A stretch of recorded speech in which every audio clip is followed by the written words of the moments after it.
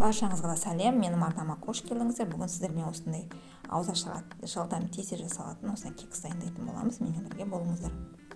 Алдымен біз осындай жұмыртқамызды ыдысымызға салып алып, үстіне қантымызды салып, барлығын жақсылап ағарғанша миксерлеп алатын боламыз. Аппақ болып екі есе көтерілгенше дейін миксерлейтін боламыз. Мына біздің осы жұмыртқамыз миксерден көтерілді. Ендігі үстіне біз бөлме температурасында тұрған жылы сүтімізді құйып, араластырып, және де сұйық майымызды құямыз. Жақсылап барлығын араластырып аламыз.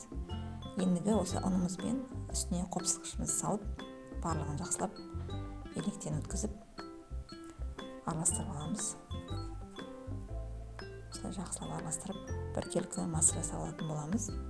Мына біздің салмамыз дайын болды массамыз.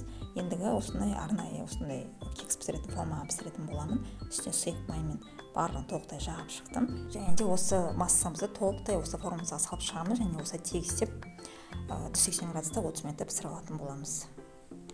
Ендігі бетіне құятын шоколадын дайындап аламыз. Мына мен шоколадпен сүтімізді ертіп аламын. Мына біздің кексіміз пісіп шықты. Өте әдемі, биік, тез пісетін кекстердің бірі. Және де осы формадан суытып толықтай шығарып алатын боламыз. Ендігі мына ертіп алған шоколадымызды барлығын толықтай бетіне құйып шығатын боламыз. Қаласаңыздар, шоколад құймаймесеңіздер, сахарный пудрамен де бетінен сүйіп, солай да жей берсеңіздер де болады. Өте дәмді болып шығады, өте әдемі.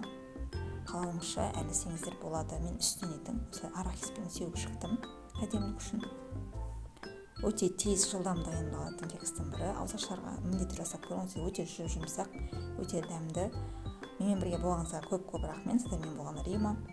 Арнама тіркеліп, лайк басып, комментарий қалдыруды ұмытпаңыздар. Келесі видеода кездескенше баршаңызға да ас болсын.